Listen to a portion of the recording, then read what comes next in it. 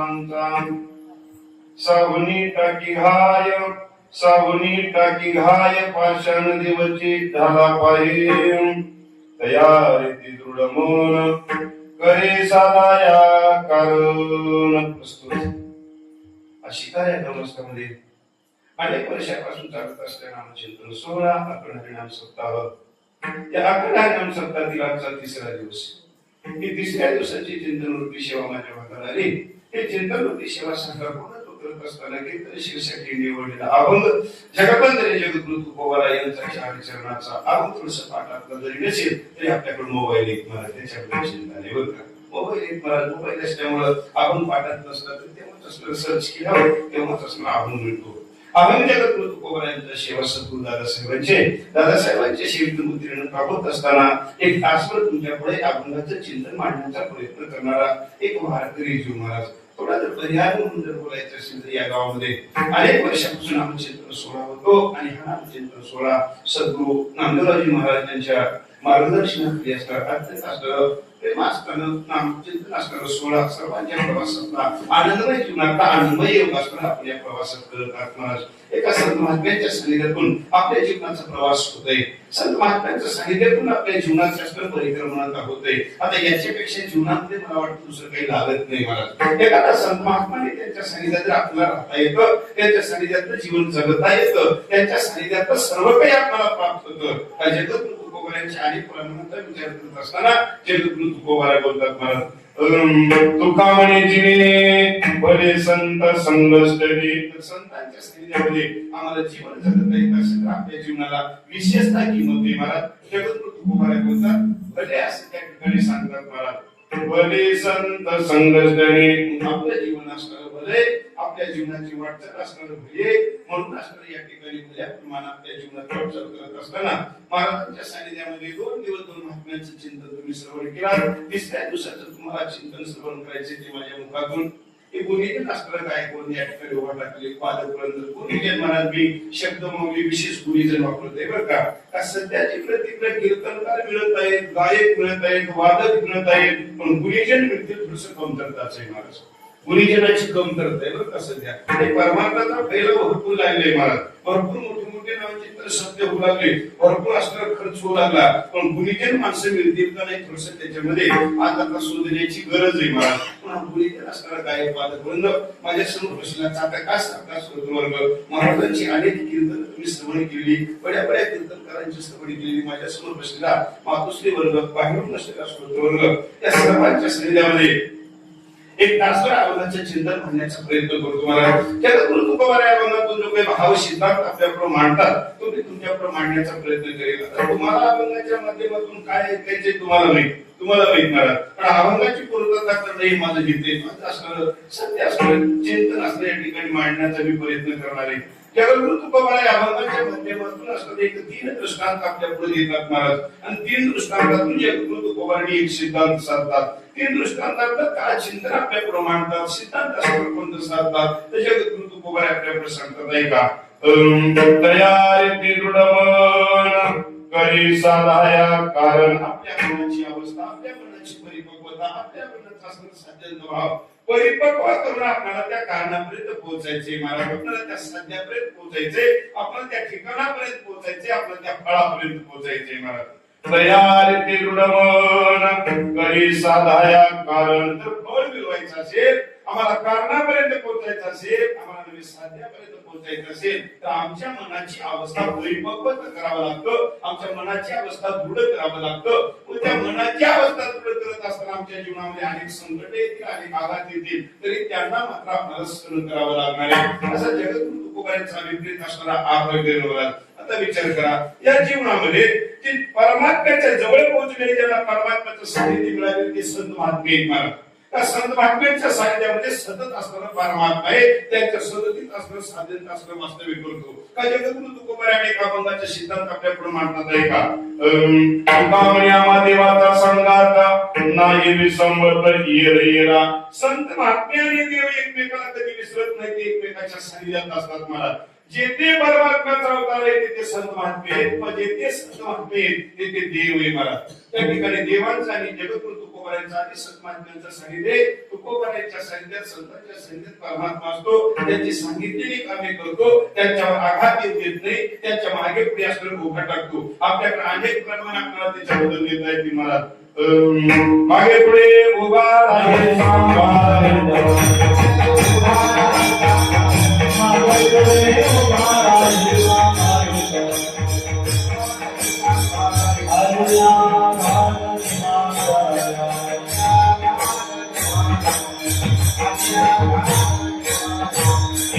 मागे पुढे उभा मागे पुढे भारीचा भारीचा मागे पुढे उभा मागे पुढे भारीचा भारीचा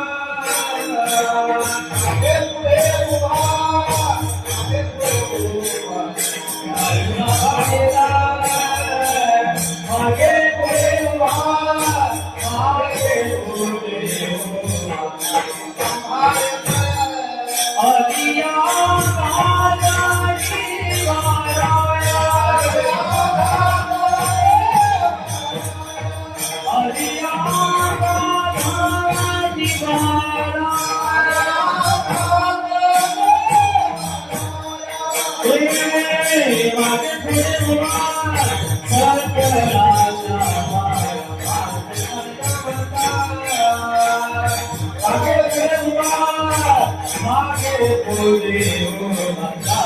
भारीचा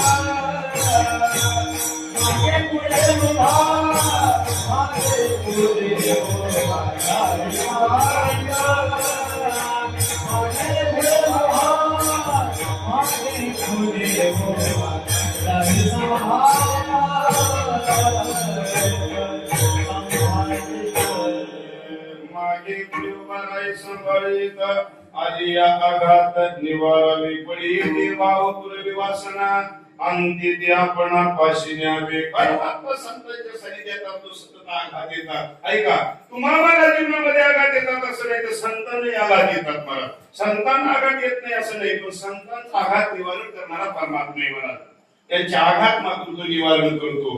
मागे पुढे उभा राही सांभाळीत आली आघात निवारावे. आपल्याला कोण सांभाळतं तर आपल्यालाही सांभाळणारा देवच आहे, पण आपल्याला विश्वास त्याच्यामुळे त्यामुळं आपण तो सांभाळतो, त्याची जिम्मेदारी आपण घेत नाही. मला संतांना तो परमात्मा सांभाळतोय, संतांच्या तो सानिध्यात आहे, संतांचे अनेक असतात तो कामे करत आहे. अनेक प्रमाण मला तुम्हाला देता येते. मला भक्त समागमे सर्व भाव हरी सण सांगता करी सर्व काम साठ विनारा हृदय संपुष्टी बाहेर धाकुटी मूर्ती उभा. आता ऐका, ज्यांना परमात्मा प्राप्त झाले ज्यांच्या सानिध्यात संत आहेत आणि ज्यांनी सतत असतात या प्रपंचामध्ये असतात, सतत त्यांना प्रपंचच करावा वाटतो, संसाराशिवाय दुसरी गोष्ट करावंच वाटत नाही. हे संसारिक आहेत. महाराज ल्यावे खावे बरे असावे सदैव हेची करी हाव संसारी. सतत असताना मला चांगलं खावं वाटतं, चांगलं द्यावं वाटतं, लोकांमध्ये समाधान आनंदाने असतं, कपडे परिधान अंगावर असं चांगल्या प्रकारची करावं वाटतं. ज्याची हाव असेल तो संसारिक समजा. मला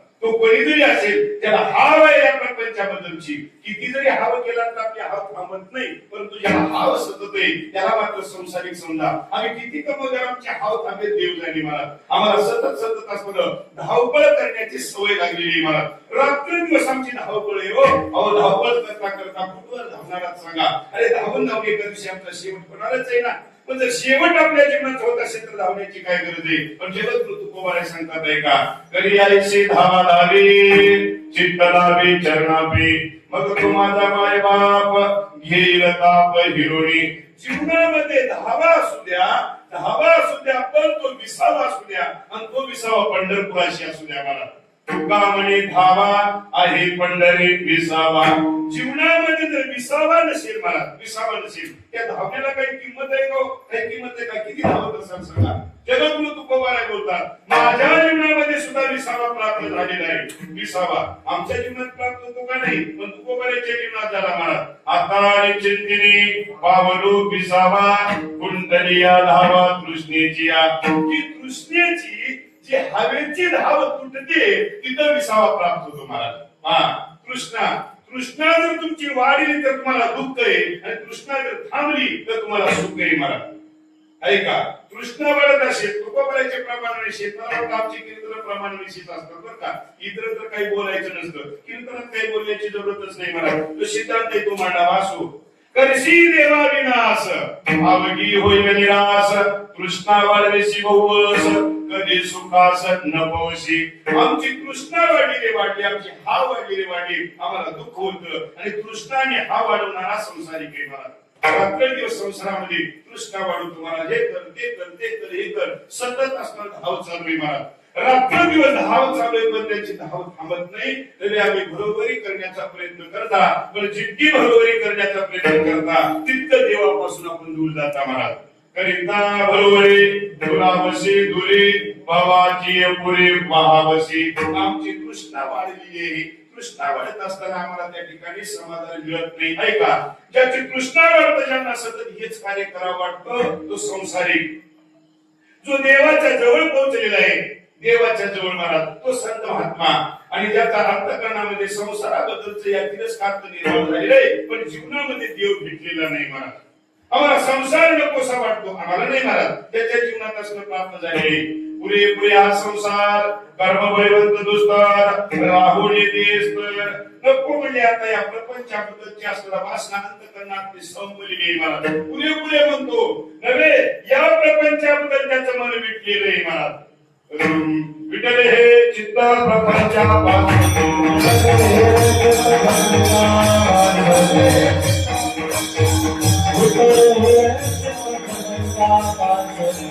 मनी पैसे रमणते मनी पैसे रमणते मनी पैसे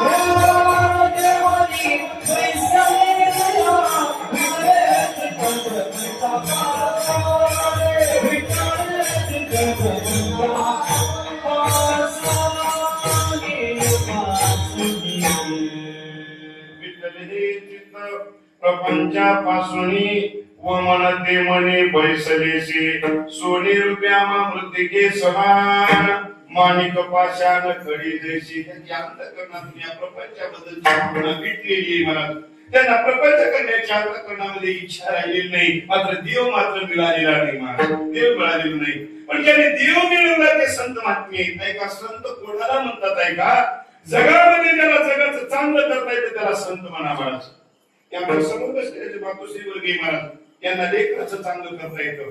ज्याला आपल्या लेकराचं चांगलं करता येतं ती आई आहे, आणि जगाचं ज्याला चांगलं करता येतं ते संत महात्मे महाराज. संतांना जगाचं चांगलं करता येतो. आपण अनेक वेळेस दृष्टांत ऐकून गेले असं महाराज. जेव्हा वाल्याच्या जीवनामध्ये नको तो प्रसंग येतो, तो वाल्या असणार नाराजी असणार, वाल्याची भिंवत वाल्या आपल्या घराकडे जातो, घराच्या सर्वांचं म्हणणं ऐकतो, त्यांचे कोणी त्याला सहकार्य करत नाही, तेव्हा तो वाल्या परत येतो आणि नारदांच्या त्या चरणावर आपलं डोकं ठेवतो, तरी हात जोडतो, तो नारदांना असणार वाल्या म्हणतो महाराज, गोमटे ते करा माझे भाल ओझे तुम्हाशी. अहो माझं चांगलं काही जीवनामध्ये करता येतं का? पा कोणाला म्हणतो मला? संत महात्म्यांना. का संत महात्मे जगाचं चांगलं करतात महाराज, चांगलं करतात बरं का. चांगलं करणं हे संत महात्म्याकडे, मी याचे वेगळं बोलतो महाराज.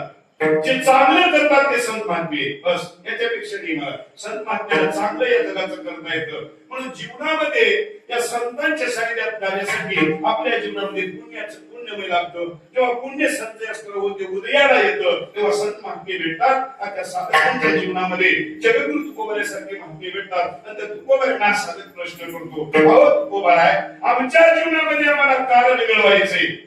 ऐका, जीवनामध्ये कारण मिळवायचे, जीवनामध्ये फळ मिळवायचे, जीवनामध्ये साध्य मिळवायचे, जीवनामध्ये आम्हाला त्या ठिकाणापर्यंत पोहोचायचे. महाराज तुका म्हणे आता बैसलो ठाकणी, इच्छेचे ते धनी पुरईल. ज्या स्थानापर्यंत पोहोचल्यानंतर आमच्या अंतःकरणाच्या इच्छा पूर्ण होतात महाराज, त्या स्थानापर्यंत आम्हाला पोहोचायचे, नवे त्या कारणापर्यंत पोहोचायचे, नवे साध्यापर्यंत पोहोचायचे, नवे आम्हाला देवापर्यंत पोहोचायचे. महाराज परमार्थ करणाऱ्यांनी लक्ष करा. जीवनामध्ये परमार्थ करत असताना आमचं जर फळ आम्हाला प्राप्त करता येत नसेल तर आमचा परमार्थ वाहन जाईल. मला वाहन जाईल. आम्हाला जर परमार्थ करून जर फळ मिळवता येत नसेल, आम्हाला परमार्थ करून साध्य मिळवता येत नसेल, परमार्थ करून कारणापर्यंत जर पोहोचता येत नसेल तर आमचा परमार्थ वाहन जाईल. महाराज वाहन म्हणून या परमार्थाचं फळ असावं, परमार्थाला कारण असावं. या लोकांनी म्हणतात अहो महाराज आम्हाला कारणापर्यंत पोहोचायचे. जगद्गुरु तुकोबाराय म्हणतात तुम्हाला कारणापर्यंत पोहोचायचे, हो म्हणजे कारणापर्यंत पोहोचायचे. मग तुम्हाला जर कारण मिळवायचं असेल, फळ मिळवायचं असेल तर तुमच्या जीवनामध्ये साधना करावी लागेल. महाराज का साधना केल्याशिवाय देव प्राप्त होत नाही, साधना केल्याशिवाय कारण प्राप्त होत नाही, साधना केल्याशिवाय फळ मिळणं कदापि शक्यता नाही. महाराज नाही, पण साधना करायला लागतं. या कलियुगातली साधना नामचिंतन, तुम्हाला सर्वांना माहिती. पण नामचिंतन साधना केल्यावर देव मिळतो का?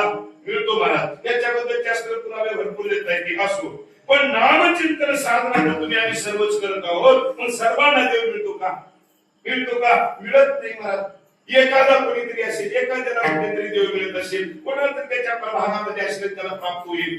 पण नामचिंतन करत असताना सर्वांना का देव मिळत नाही त्याचं कारण आहे त्या नामचिंतन पाठीमागे आपले भाव सुद्धा असावा लागतो. महाराज आमचा जर भाव नसेल आणि आम्ही जर नामचिंतन करू लागतो तर आम्हाला देव मिळत नाही. भाव एक असा आहे. मला तुकोबाराय सांगतात तुका म्हणे भाव जवळी धरुणी आणि देव, या भावानं देव आम्हाला जवळ धरून आणतो. महाराज हा भावच आहे बरं का. भाव देवाला जवळ आणतो, भाव देवाला दूर जाऊ देत नाही. आम्ही अनेक पाठामध्ये प्रमाण म्हणतो ना, भावे विन भक्ती, भक्ती विन मुक्ती, बळे विन शक्ती, बोलून भावानं देव आम्हाला प्राप्त करता येतो. साधना करावी आणि साधना करत असताना त्या साधनेवर आमचा विश्वास असावा. मला विश्वास असावा. आम्ही जी साधना करतो त्या साधनेवर विश्वास असावा. त्या साधनेवर विश्वास असेल, भाव असेल, आम्ही साधना करत असाल, आता करू लागलो, मग साधनेने भावनेने देव मिळतो का? मिळत नाही. तर त्याच्या पाठीमागे पथ्य करावं लागतं. मला पथ्य करावं लागतं. साधना करत असाल, भाव असेल, तर त्यांच्या पाठीमागे जर तुमचं पथ्य नसेल तर तुम्हाला देव कदापि मिळणं शक्य नाही. महाराज नाही ना. मग पथ्य असेल, नाही एखादा बिमार झाला, आपण दवाखान्यामध्ये गेलो, मला दवाखान्यामध्ये गेलो, डॉक्टरांनी सांगितलं तुम्हाला अशी बिमारी झाली, तुम्ही औषधी घ्या, आणि त्या औषधी सोबत त्यांनी आपल्याला पथ्य सांगू लागले. आम्ही औषधीच घेत राहिलो, पथ्य नाही केलं, बिमारी कमी होईल का? होत नाही. महाराज पण आम्ही पथ्यच केलं, आमची औषधी नाही घेतलं, आमची बिमारी कमी होईल का? होणार नाही. महाराज आम्हाला औषधी घ्यावं लागतील आणि पथ्यही करावं लागेल. जगद्गुरु तुकोबाराय सांगतात ऐका, पथ्य नाम विठोबा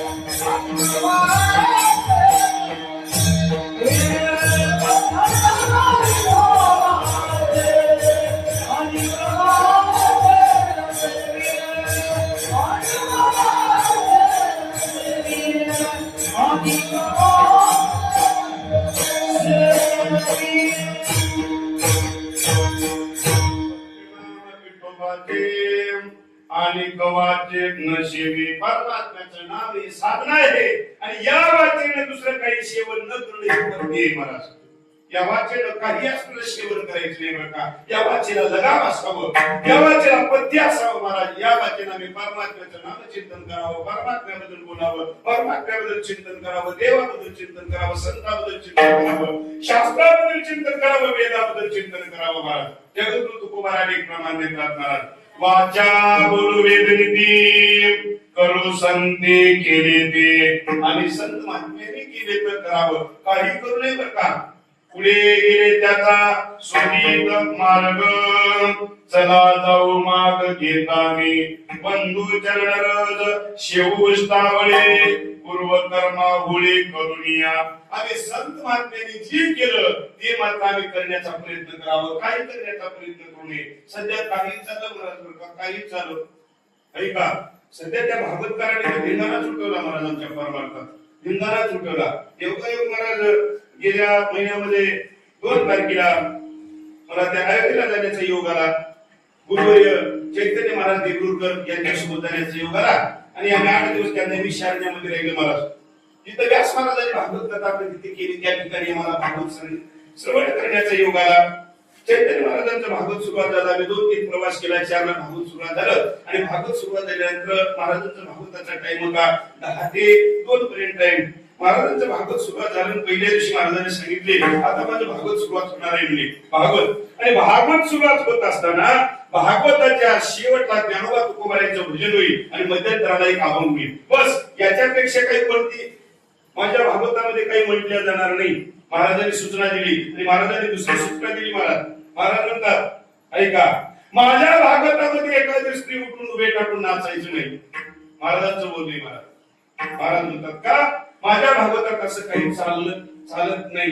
आणि महाराजांनी 8 दिवस सुंदर भागवत सांगितले. महाराज आम्ही सुंदर भागवताचं चिंतन केलं आणि मला त्या 8व्या दिवशी वाटलं तर हे भागवत आपण ऐकलं की भागवत असेल तर गावाकडे होणारे तमाशे तिथं कळालं महाराज. काय त्या भागवतामध्ये रंगरंगोटी असतात तुम्हाला त्या गावाकडे काय रंगवतात ते काय असतं शृंग असतात काय भागवत आहे तो महाराज. आणि अशा भागवताने समाजाचा उद्धार होईल का सांगा. समाजाला अरे बरं वाटतं. काही लोकांना मी विचारलं महाराज तुम्ही असं का करता की लोक आम्हाला म्हणू लागले महाराज बरं वाटतं हो. बरं वाटण्यासाठी परमार्थ आहे का. हे प्रश्न करून जातो महाराज. परमार्थ बरं वाटण्यासाठी की बरं होण्यासाठी. बरं होण्यासाठी. पण आमचं बरं होत नसेल आमचं वाईट होत असेल तर आम्हाला करण्याची काय गरज आहे. काय गरज आहे. आणि जीवनामध्ये परमार्थ करून भजन करून अंधार करत असतील तर आम्हाला भजन दिशाला करावं लागतं. सांगा करण्याची गरज नाही महाराज. जीवनामध्ये या वाचेनं पथ्य सांभाळण्याचा प्रयत्न करा. पथ्य सांभाळण्याचा रामायणामधला दृष्टांत एक सांगतच नाही का महाराज. पथ्याला किती महत्व असतं का. पथ्य फार मोठं असतं. रावणाचा शेवट झाला. रावणाला त्या लंकेमध्ये पोच केलं. रावणाचं शरीर त्या ठिकाणी पोच केलं आणि पोच केल्यानंतर त्यांच्या मंदोदरी माता निघाल्या महाराज. मंदोदरी माता लंकेतून बाहेर निघाल्यानंतर आमच्या विषयीच्या पत्नी भेटण्यात विचारलं कुठं चालला ताई साहेब. त्या आमच्या मंदोदरी मातेनं सांगितलं मी रामप्रभूला भेटण्यासाठी झालेली गेली. आमच्या विषयीच्या धर्मपत्नी म्हणतात तुम्ही रामाकडे कसं काय जाता. रावणाला त्यांनी मारलं ना तुमच्या पतीला मारलं तुम्ही कसं काय जाता सांगा. मंदोदरी माता म्हणली हो म्हणले माझा रावण हा पती काही साधा नाही म्हणले. पण रावणाला मारणारा राम कसा आहे आणि कोणत्या पत्त्यामुळे तो मारलेला आहे मी हे पाहण्यासाठी त्याच्याकडे जाते. असं का आमच्या मंदोदरी माता निघाल्या महाराज. रामप्रभू ज्या ठिकाणी असं नसतंय रामप्रभू ज्या ठिकाणी बसले त्या ठिकाणी आमच्या मंदोदरी माता पोहोचतात. मंदोदरी माता जर समोर उभा टाकल्या आणि उभा टाकल्या बाबा बसले. रामप्रभूच्या बसल्यानंतर डाव्या मांडीच्या साईडला आमच्या मंदोदरी मातेची सावली पडली आणि सावली पडल्या आमच्या रामप्रभूने दोन्ही हात जोडलं आणि दोन्ही हात जोडल्या रामप्रभू म्हणाले आई साहेब कसं काय आला. एवढा शब्द ऐकल्या मंदोदरी माता मागे फिरल्या महाराज. ऐका मागे फिरल्या रामप्रभू विचारला आई साहेब कसं काय लागतं कसं काय चाला. रामा माझ्या पतीला तुम्ही मारलं हो म्हणले. मारलं नाही पण ते मारत असताना तुम्ही कोणतं पत्ते करून मारलं त्याच्यासाठी मी पाहण्यासाठी आली होती म्हणली. हे पाहण्यासाठी पण काय बघितलं तुम्ही सांगा ना. आल्याला तुम्ही परत निघालात काय बघितलं सांगा. मंदोदरी माता म्हणतात रामा अरे परस्त्री जर पुढे येऊन उभा टाकली तिची जर सावली बघितली तर तू तिला दोन्ही हात जोडून आई म्हणून नमस्कार करतोस आणि हेच पत्ते तुझ्याकडे असल्यामुळं तू रावणाला मारलेला आहेस. पहा पत्ते किती काम करतं महाराज. रामप्रभूकडे पत्ते होत म्हणून रावणाला मारता आलं. आमच्याकडे पत्ते असेल आम्हाला देव मिळेल. बस. आणि पत्ते नसेल तर देव मिळत नाही.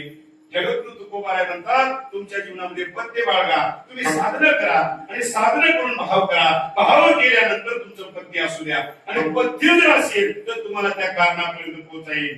पण जगद्गुरु तुकोबाराय सांगतात पत्ते करत असताना साधना करत असताना तुम्हाला मात्र आघात सहन करावं लागतं. आणि ते आघात कसे असतात? जगद्गुरु तुकोबाराय अभंगाच्या पहिल्या चरणात सावनी टाकी घाय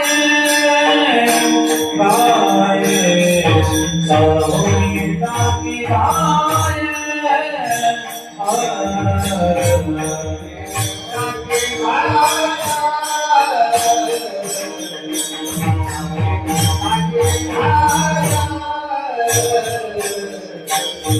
सावनी टाकी घाय सावनी टाकी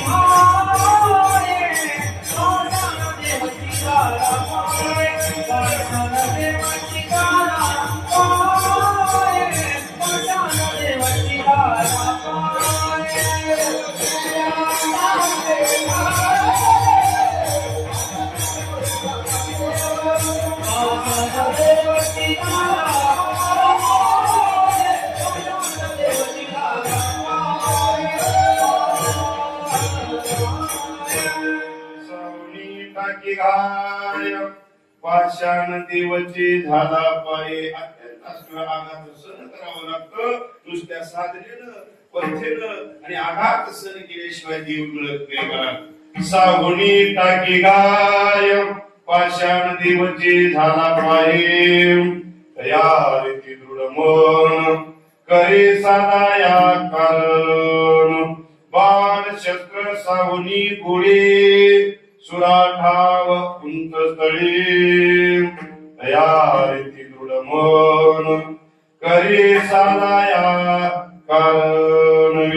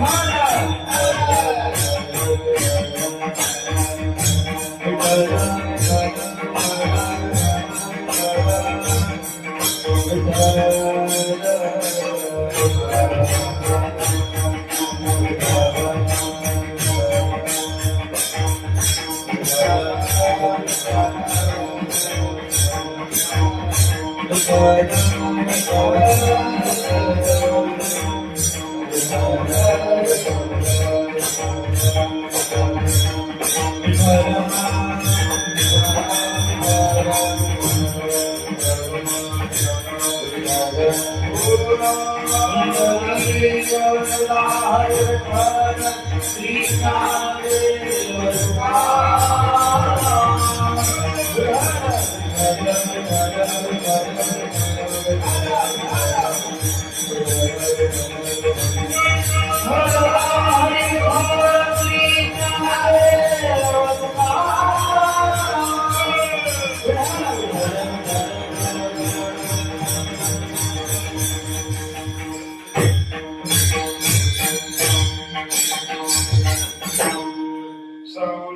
टाकी घाय सावनी टाकी घाय पाषाण देवचे झाला पाहे तयार ती दृढ मन करे साधा या कारण जगत उभा आहे ती साधना करत असताना पद्य करत असताना आणि त्याच्यासोबत असताना मला आघात सहन करावं लागतात आणि ते आघात कशा प्रकारचे सहन करावे लागतात त्याच्याबद्दल पहिला दृष्टांत जगद्गुरु तुकोबाराय देतात. ऐका महाराज, पहिला दृष्टांत जगद्गुरु तुकोबाराय दगडाचा देतात महाराज.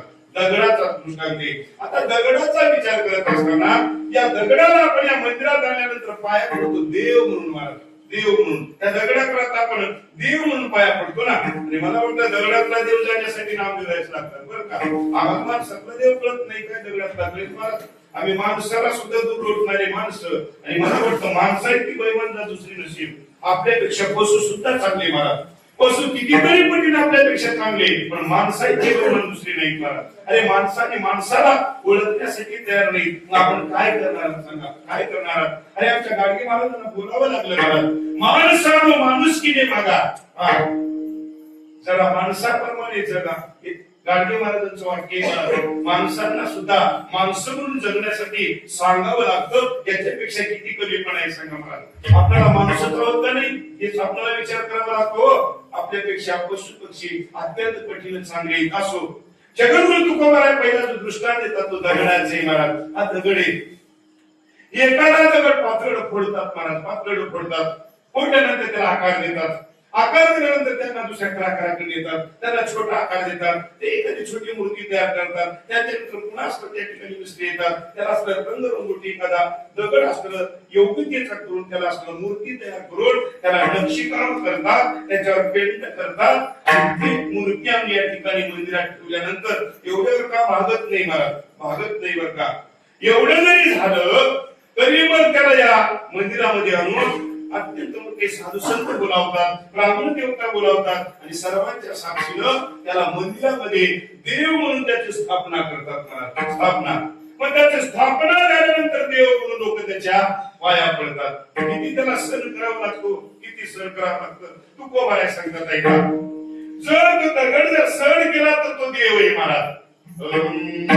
तुका म्हणे जरी जगे टाकी घाय पाया पडे मग जण तया.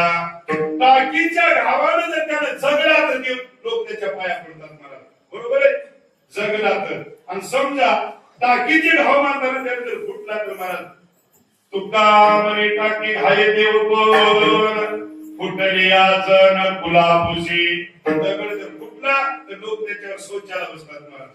साधी गोष्ट आहे का, फुटला तर. जसं दगडाला घाव सर करावं लागतं तसं आमच्या संत महात्म्यांना सुद्धा या जगतामध्ये अनेक प्रकारचे घाव सहन करावे लागले महाराज. तेची संत तेची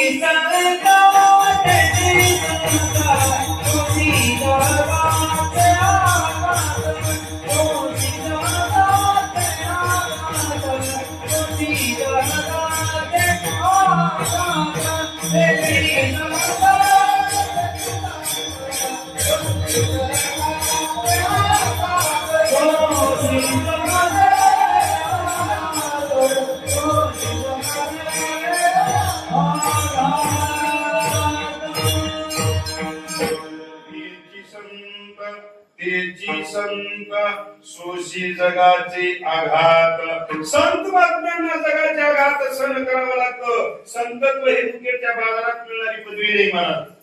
नाही संत पण मिळतही हाटे हिंडता कपाटी राणीवाणी. अरे आम्हाला कपाटात रानावनात फिरल्यानंतर संतत्व मिळत नाही हो. जगाचे आघात सहन केल्यानंतर आम्हाला संतत्व प्राप्त होतं. ऐका, जगद्गुरु तुकोबाराय बोलतात, जगद्गुरु तुकोबारायांच्या जीवनामध्ये अनेक आघात सहन करावे लागले महाराज. जगद्गुरु तुकोबारायांना या समाजाचा आघात सहन करावा लागला. पाठीमागून बोलतो महाराज, परमार्थ करत असताना परमार्थिकाचा आघात सहन करावा लागला.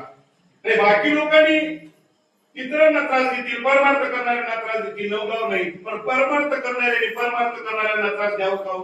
नाही. समजा शेताचं कुंपण आलं, जर शेत खाऊन गेलं तर आम्ही तक्रार कोणाकडे घेणार महाराज? नाही. परमार्थ करणाऱ्यांना जर परमार्थिकांनी त्रास दिला तर कोणाकडे तक्रार सांगावं महाराज? जगद्गुरु तुकोबारायांना परमार्थ करणाऱ्या लोकांनी त्रास दिला महाराज. रामेश्वर भट्टासारख्यांनी त्रास दिला, मंबाजी बुवा सारख्यांनी त्रास दिला महाराज. काय त्रस्त झाले तुकोबाराय इथपर्यंत नाही महाराज. जगद्गुरु तुकोबारायांचा गाथा सर्व काही बातम्या सांगून म्हणजे तुकोबारायांनी गाथाने कटल केलं आणि तो गाथा पाण्यामध्ये टाकावा लागला. एवढा त्रास या समाजाने केला हो. किती त्रास दिला सगळ्या, किती त्रास दिला. माझ्या जिजाबाई म्हणतात, महाराज तुम्ही सर्वजणी संसार संपवलं तर मी तुम्हाला काही म्हणत नाही, पण तुम्ही एका बाजूला संसार ठेवला, एका बाजूला संसार असताना सर्व संपवला आणि त्या संसाराच्या मध्यात तुम्ही हा गाथाने कटन केला. ऐका, जगद्गुरु तुकोबारायांचा प्रपंच एका बाजूला आहे तर तुकोबारायांचा गाथा एका बाजूला आहे महाराज, एका बाजूला आहे. आणि तो गाथा पाण्यात टाकत असताना माझ्या जिजाबाई दुसरी म्हणतात, महाराज संसार संपला तर हरकत नाही हो, पण एवढा गाथा पाण्यात टाकू नका ना. काय जिजाबा दुसरी तळमळ सांगा, एवढी तळमळ, एवढा आघात त्या समाजाने आमच्या जगद्गुरु तुकोबारायांनी दिला. एवढ्या लोकांनी थांबले नाहीत महाराज. माझे तुकोबाराय सांगतात आहे का, अहो मी गावात जगत असताना गावाच्या पाटलांनी मला गावाच्या बाहेर हाकलं हो. काय त्रास आहे मला सांगा. कोपला पाटी गावीचे हे लोक घाले मज भीत कोणाता. अहो गावामधला पाटील कोकू जर बाहेर काढत असेल तर कोण भीत झालं तर सांगा. गावातल्या पाटलांनी कोकलं एवढं बाहेर घातलं ना, एवढा त्रास संतांना सहन करावा लागतो. जसं दगडांना सहन करावा लागतो तसं संत महात्म्यांना. आणि जगद्गुरु तुकोबाराय तीन दृष्टांत देतात. पहिला दृष्टांत दगडाचा आहे, तो संताचा आहे. दुसरा दृष्टांत सुराचा आहे आणि तिसरा दृष्टांत सती मातेचा आहे महाराज. जगद्गुरु तुकोबारायांनी तीन दृष्टांत का दिले हो? ऐका, या देशाचे जर मान उंचावर घेत असतील तर तीनच लोक आहेत आणि या देशाला मान खाली घालायला लावणारे असतील तर तीनच लोक आहेत. आमचे कबीरदास महाराज बोलतात, तीन सजावत देश को संत सती और शूर. या देशाला जर शोभा आणत असतील, देशाची जर मान उंचावत असतील, तीनच लोक आहेत. एक संत आहेत, एक सती माता आहे आणि नंबर 3 शूर आहेत महाराज. या शूरामुळे देश आहे हो. या शूरांनी आमच्या देशामध्ये अनेक कर्तव्य करतात म्हणून आम्हाला आनंद मिळतो महाराज. संतांनी अनेक कर्तव्य आपलं असणारं कर्म चांगल्या प्रकारचं करतात म्हणून आम्हाला असणारं परमात्म्याकडे जाण्याचा त्यांनी सल्ला देतात. आणि सती माता आपला धर्म पाळते म्हणून आमच्या देशाची मान उंचावते महाराज. संत सती और शूर याच्या विरोध आमचे कबीरदास महाराज बोलतात. ऐका, तीन राजावत देश को कपटी काय राव गुरु. कपटी माणसं सतीला राव नाही महाराज. कपटी माणसं कधी काय करतील बरं नाही बरं का. ते रामायणामध्ये शक्ती ऐकत असताना त्याच्यामध्ये त्या शस्त्रार्जुनाचा दृष्टांत देतो महाराज. खाऊन लिहून घर घेणे कपटे मांडले शस्त्रार्जुनी. त्या कपटाने शस्त्रार्जुनाचं काही बरं झालं का हो? नाही महाराज. बरं काळ नेहमी सुद्धा कपटी केलं ना, काळ नेहमी केलं. महाराजांनी परत आणण्यासाठी निघाले पण तो काळ नेहमी साधूचा वेश धारण केला. सुंदर असणारी बगीचा तयार केली आणि त्या बगीच्यामध्ये साधू होऊन बसला महाराज. साधू होणारे जास्त असतात नवली आणि म्हणणाऱ्या साधूला कोणी ओळखत नाही महाराज. ते आपण सगळे पंढरपूरला जाणारे माणसं त्यातून आपण वारी करतो महाराज. वारी करत असताना वारकरी जितकं असतं मोठा गण लावत नाही तितके चोर गण मोठा लावतात महाराज.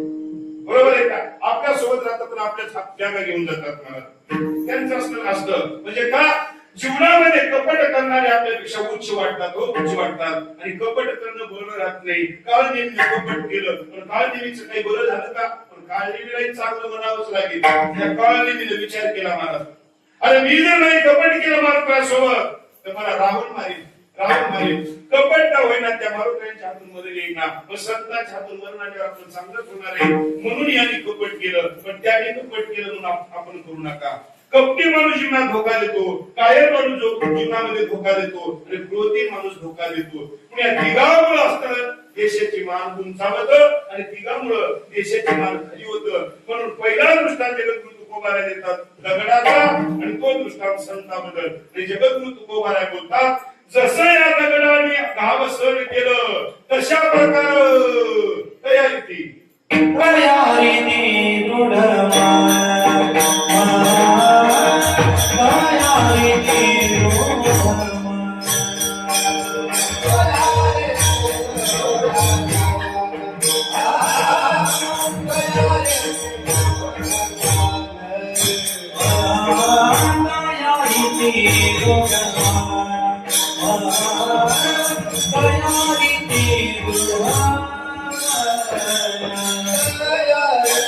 करी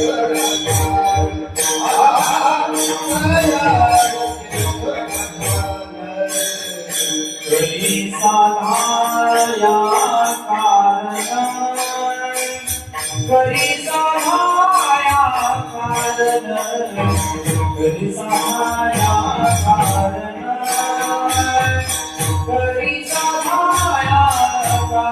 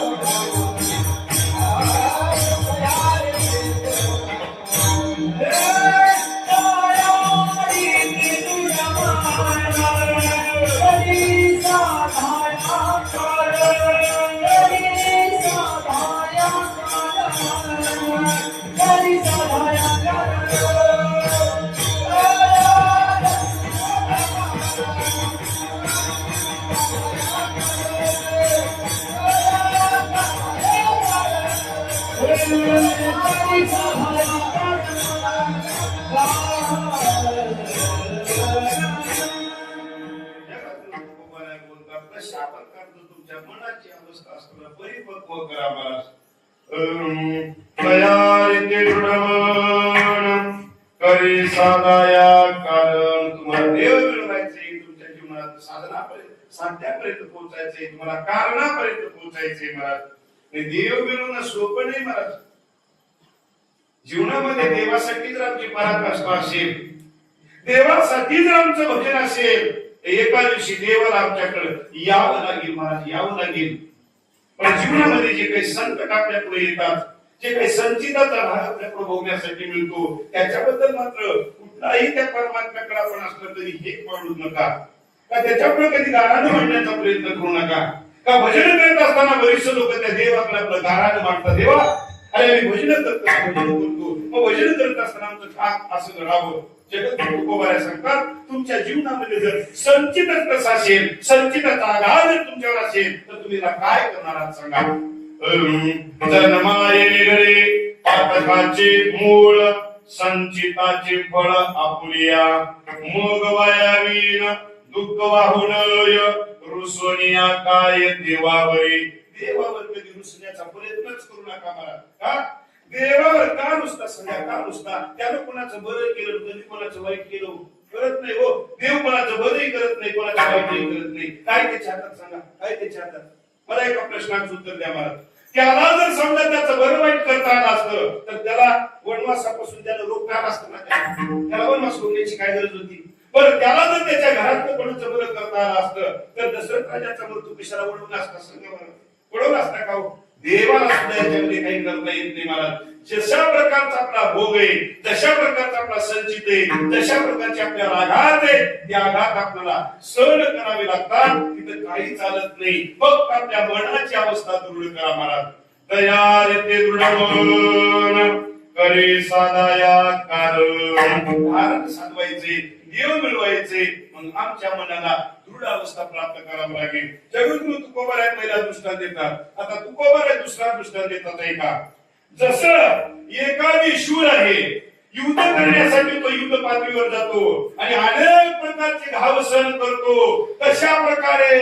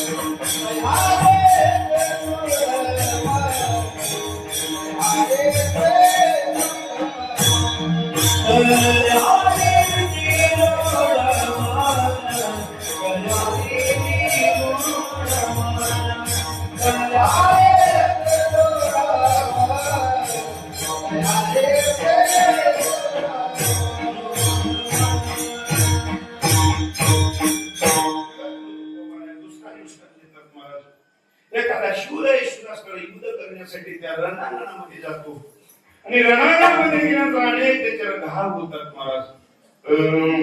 बाण शस्त्र सावणी गोळे सुराट भाव उंच स्थळी अनेक प्रकारचे त्याच्यावर बाणाचे घाव होतात, अनेक शस्त्राचे घाव होतात, अनेक प्रकारची गोळी त्याच्या रणास्त्राला येतात महाराज. पण तो सर्व जर सहन करता करता तू जर जिंकला योद्धा त्या शूराबद्दल तुकोबा एक प्रमाण वापरतात महाराज.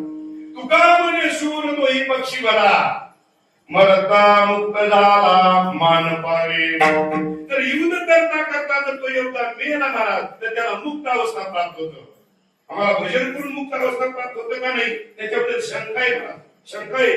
आमचं भजन जर योग्यतेचं असेल तर आम्हाला मुक्त अवस्था होईल ना. ही मुक्त अवस्था संत महात्म्या नाही महाराज. आम्ही मुक्त होत अगोदर पण आता बद्ध झालो ना महाराज, बद्ध झालो. कारण का बद्ध झालो? घेऊन या छंद माझं आपण म्हणतो म्हणून आपण बद्ध आहोत. नाही तर तसं बघितलं तर आपण मुक्तच आहोत महाराज. आपलं माझं आणि मी पण हे माझ्या शरीराला आपण लावून घेतलं त्याच्यामुळे आपण बंद अवस्था सापडलं, बंधनात सापडलं महाराज, बंधनात. आणि माझं मी पण जर आमचं संपलं तर आपण मात्र मुक्त आहोत बरं का. कोणाचं संपत हो महाराज. मला वाटतं सर्वांचं तर संपेल पण महाराज माफी मागून बोलतो तुमच्या कीर्तनकाराचं संपणार नाही बरं का. सर्वांचं संपेल महाराज, संपेल. हो आणि लोकांना उपदेश करतो महाराज, लोकांना हा प्रपंच नाशवंत आहे, हा प्रपंच सोडून द्या, संसारास तर सत्य नाही. पण सध्या जर जगतामध्ये बघितलं तर कीर्तनकारा इतका प्रपंच कोणाचाच मोठा नाही महाराज, कोणाचाच मोठा नाही. एवढा मोठा आमचा प्रपंच वाढला. आणि आम्ही जर लोकांना सांगतो त्याच्या गोष्टी आजही ज्या तुकोबारांचं गुणगान करतो महाराज, आजही करतो ना, आजही तुकोबारांचा मोठेपणा करतो. किती वर्ष झाली हो? 350 ते 450 वर्ष झाली. 450 वर्ष तुकोबाराला झाली तरी गुणगान आहे. 750 वर्ष माऊलीला झाली तरी गुणगान आहे. का महाराज? तर वारकरी संप्रदायाचा विचार करा. या वारकरी संप्रदायामध्ये त्यागाला म्हणतोय, भोगाला नाही, भोगाला नाही. आमचा वारकरी संप्रदाय त्याग शिकवतो, भोग नाही महाराज, भोग. आम्ही जर भोगाच्या मागे जात असाल तर आम्हाला रोगाला सामना करावा लागेल. आणि आमच्याकडे रोग आल्यावर मात्र आम्ही या रोगाचा निपात करू शकत नाही. आम्ही या प्रपंचामध्ये खितपत पडाल. म्हणून आम्ही भोगाकडे प्रावर्त आहोत, रोगाकडे नाही. आम्ही परिस्थितीकडे चाललो आहोत, स्थितीकडे नाही.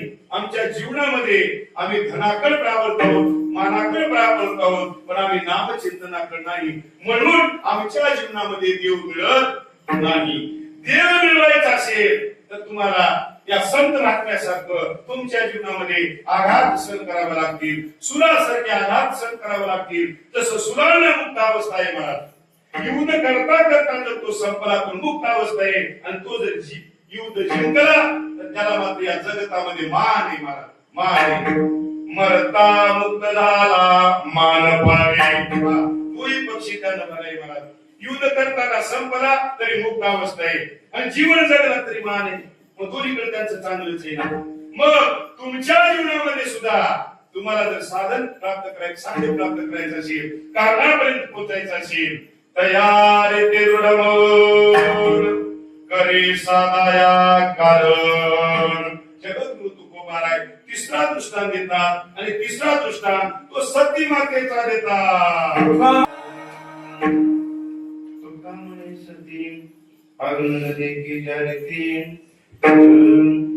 तयार ते दृढमन करे साधाया कारण. जगद्गुरु तुकोबाराय शेवटला असणार सती मातेचा असणार दृष्टांत देतात महाराज. तुका म्हणे सती आग्न देखी जारिती तयारिती दृढमन करी सदाया कारण विडोबार कुमारी.